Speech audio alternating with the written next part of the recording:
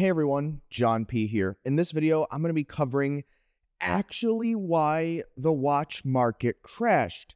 Now, there's been a video recently released by Teddy, there'll be a link in the description below, where I think he does a really great job at covering most of the reasons why the watch market crashed. But myself, being in the industry for so long, especially in the gray market, working with these particular types of watches, the high-end watches, the Rolex, the Patek Philippe's, the watches that actually have come down considerably in price, I have some additional information that I'd like to share with you so that you can get more of a full picture why the watch market actually crashed, what it means for you today as a collector, and also maybe some things you could look out for in the future if you see something similar happening in the watch market again. As we know, the watch market has come down considerably. Now, let's just look at three quick models just as a refresher of where prices were and where we are today, just so that everyone watching this video at least has a baseline of what has happened. So let's look at a Rolex Daytona ceramic bezel, black dial. Right now, you can pick one up at $25,000, no problem. And these were over $40,000 US. Let's look at the Patek Philippe Aquanaut, the 5167A stainless steel. On rubber that people really love. This watch you can pick up right now for about $50,000 US, but these were nearing $100,000 at the market peak. And lastly, let's look at the Rolex Submariner Hulk, the green dial, green bezel. These things people were going crazy for, all over $20,000, upwards of $25,000 at the peak. Now you can pick one up actually, and I think it's not a bad deal. It's not that high over where retail was. $16,000 US. So as you can see, starting with a baseline, prices have come down considerably on the watches that were the most desirable. Now, in order to understand more of why this happened besides, oh, flippers were being greedy or collectors were being greedy or authorized dealers were being greedy, that's something I see all the time, and there is some of that at play. But to fully understand what happened, we need to talk about how the watch industry works. Where do the watches come from? Where do they go? And who along the way is generating a profit? Now, the entire watch industry is based off of additional actors baking in a margin and moving the watch along in the supply chain until ultimately it's put on the wrist to be worn by a collector, which historically has been someone that is not going to be the most margin sensitive or looking for a watch that is going to be selling for more in the aftermarket. These are enthusiasts and collectors that love and enjoy watches like ourselves. Not everybody is looking to make a buck with their watch collecting experience. So along the way, over the last 5 years, slowly additional people became interested in watches as alternative investments. You saw it in the Wall Street Journal. You saw it in all of these different zines and blogs and news stories over the last 10 years. I have seen so many people send me links knowing I was in the watch industry saying, hey, did you know that watches are investments now? Even to this day, people want investment watches. I always say, buy what you're going to wear and enjoy, because I've been through this. I've been in watches for 15 years now at this point. This isn't the first time that this has happened. It's much greater of a pullback that we've seen in the past, proportionate, but nonetheless, this is something that happens. So the watches move. They start at the manufacturer. They put in the components. They take something that has a cost of, let's say, a few $1,000s. They give it a retail price. But the authorized dealers, including Rolex, all the boutiques are third-party run in the United States. In just almost all of them, actually, for this point. There used to be one store in Switzerland that was run by Rolex. I'm unsure if it's still there and if it's still run directly by Rolex, but these are all third parties. So they're buying the watches at, let's just say roughly, I'm not sure where the markup is today, but let's say roughly 40% off retail. The authorized dealers are buying them to sell at retail. Now, from there always have been people that would buy a watch, not like it, and then go out on the market and sell it.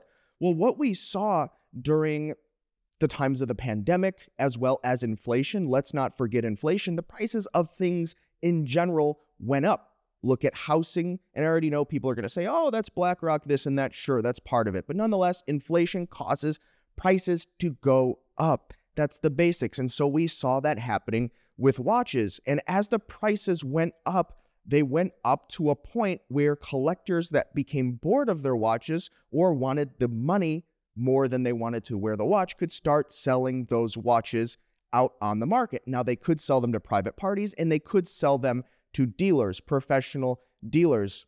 Private party pay a little bit more, but have to put in a lot of work. The dealers obviously will pay you a little bit less because they're going to be putting in the work. Now, the dealers are only going to be paying what the market price is minus up to 20%. Now, this can vary a lot. It depends on the model, how quickly they think they can move it.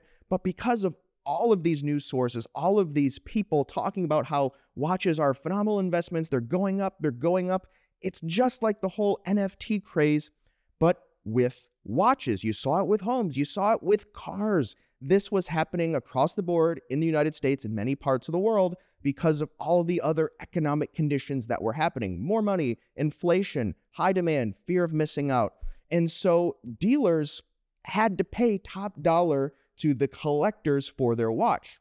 And when other collectors saw this happening, they started playing some games or trying to get on the graces of the authorized dealers. They would walk in, some would bring donuts, they'd make friends, they'd make promises to buy more watches. Maybe they would buy more watches. Maybe they would buy jewelry for their significant other, their wife, you name it. These things started to happen because the collectors started to look at watches from an investment perspective. They're like, hey, I can make a few thousand extra bucks a month. Let me throw my hat in the ring. I like watches, maybe not enough to want to take a loss on it, but those buyers have always existed. They exist right now. There's buyers of things that want to find the products that hold the most value. Not everyone wants to buy what they like the most. They're just focused on the savings or limiting their downside loss. They do it with cars. They do it with homes. People have that mentality, and that's valid for some people if that's their personality. So you saw that here developing where people became hobbyist dealers. They had a full-time job elsewhere, and this became a bit of a hustle for them to try to find these watches so that they could flip them for more. Now, maybe they wouldn't even buy them from the authorized dealer. Maybe they would buy them from someone that got them from an authorized dealer, but they gave them payment quickly so that they could bake in a little bit of margin for themselves. Maybe $1,000, maybe $1,500, maybe only $500. People started to join the supply chain, the journey from the watch from the factory to the end collector in an effort to make a quick buck. And because of things like inflation, they were able to do so. Maybe they outpaced inflation, maybe they didn't. Nonetheless, they did make a little bit of money. That is, of course, until they couldn't do this any longer. There became a point where the market just could not sustain the top of market prices. People no longer wanted to pay $40,000, $50,000 for a Daytona. People no longer wanted to pay $15,000 for a stainless steel time-only Submariner. The market just couldn't support it anymore. And so you had all of these collectors or hobbyist dealers, or in some cases, actual full-time dealers that had too much inventory they didn't plan on keep, and the prices were too high. Now, keep in mind, sure, not all of the models were still in production, like the Patek Philippe Nautilus 5711, but the Submariners, the Daytonas, Rolex did not stop producing these watches. They were never rare watches. You could go on Chrono24 at any point during the entire pandemic and the entire kind of watch craze and bubble, if you want to call it, and find thousands of Submariners for sale out there in the world. Rolex didn't stop producing them. They're not rare watches by any stretch of the imagination. It's in their standard product catalog, and they're supposed to be in stock according to their previous production volume. And so you even saw Rolex build an entire new facility to try to make more watches to keep up with the demand. They're there to sell watches. They don't want to sell any less watches. If the demand is so high, why would they not produce more watches? And so what we saw happen is a bit of a race to the bottom. Now, like I said, you could pick up a black dial Daytona, $24,000. The retail is, about $10,000 less. Wiggle room depending on tax, location, things like that.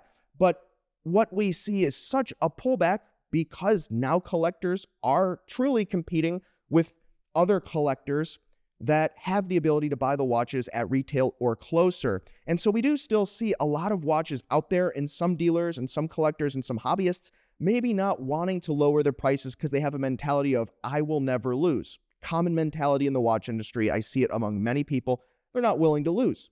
But I think prices will continue to come down a little bit because the watches are still being produced. Now, sure, maybe not for 5711, only time will tell. But when you got these standard watches that are being produced by as many as they think that they can sell without hurting their brand, and then they're also competing on price and availability with dealers, professionally, hobbyist dealers, collectors, you just create a scenario where the prices can really only go down if people want to actually sell the watches.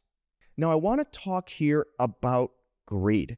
I look in the comments, I talk with so many of you out there, and when I was with Del Rey Watch, the company I founded with my business partner, Federico, I would talk with so many collectors, and a lot of people have this sentiment of there's dealers out there that are being greedy, there's flippers that are out there being greedy, and that is the case sometimes, right? There's been some news stories. I'm not going to pinpoint or single out any dealers or people out there. It's just, I'm not looking to make attacks here, but there have been news stories, big notable news stories about authorized dealers playing some games, maybe allegedly taking some bribes, things like that. Now, that is clear greed when it becomes just about the money, but if it comes about rewarding clients and customers, that is standard business practice across the board in probably any industry where it's legal, and probably industries where it's not so legal as well.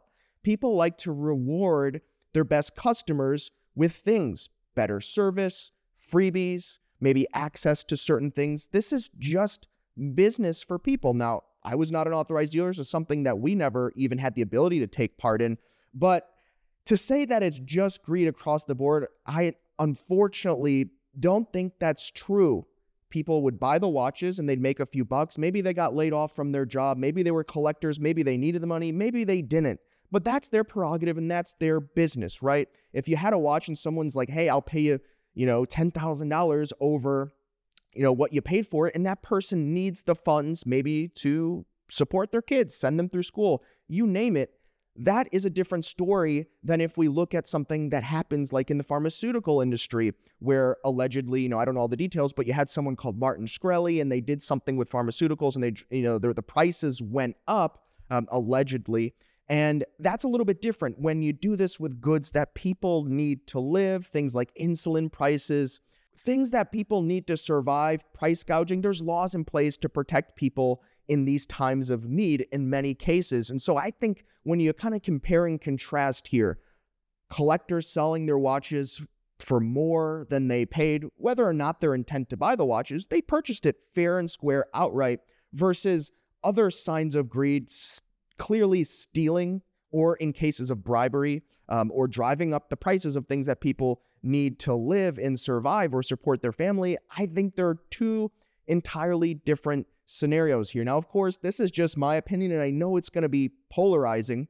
Now, I'm not saying what they did is what I would do or like anything good in any kind of a way. It's not good for the watch community to do this and price people out that want the watch, but it's something that happens. It's something that happens in homes, cars, and I just think at the end of the day, it comes down to economics. But the good thing is, eventually, if the other scenarios that we talked about that drive up the prices do change, more inventory is introduced into the market, the prices should come down like we have seen here. Okay, a couple of years where people got priced out. Now they're much closer to retail price and it's much more approachable. I mean, we're looking at Daytonas at half of their peak in some cases here. I think that's some serious improvement for the true enthusiasts and collectors that haven't stopped buying, selling, and trading watches. That's one thing I need to share as well, is collectors like us, people that do their research, they watch these videos, they listen to myself and others that are in the business talk about it. If you just wait it out, it worked out in many cases for many people. But if you bought into the craze, you bought into these old school media places that were just writing clickbait buzz articles behind paywalls, maybe it didn't work out for you. And that's possible. But that's why you watch these videos, you like and subscribe, and you keep up to date on things that happen so that you can continue on your collecting journey in the best way possible, mitigate your downside losses and risks with certain watch models if that's your thing. And also, once again, I'll drive home the point, I always recommend to buy the watches you're going to wear and enjoy and love, because that's where you'll get the most happiness out of this, likely, unless you just want to treat it like a business, a widget, sell it for more. Hey, that's a totally different thing than an enthusiast. I mean, myself, Rolex Oyster Perpetual 39 Red Grape, put it back on the wrist here today. But these were like $12,000 at their peak. I think I bought it at retail. Now they're a little bit over where the retail was. It's discontinued, but you know, there's $6,000 that I could have sold the watch for, but I liked it and I didn't want to replace it. And I'm enjoying it every day. So even myself, I buy what I wear and am going to enjoy. So I recommend that you do as well. Guys, this has been some supplemental information on why the watch market really crashed. Don't forget to like and subscribe. I appreciate it. And we'll see you next time. You've been chatting with John P.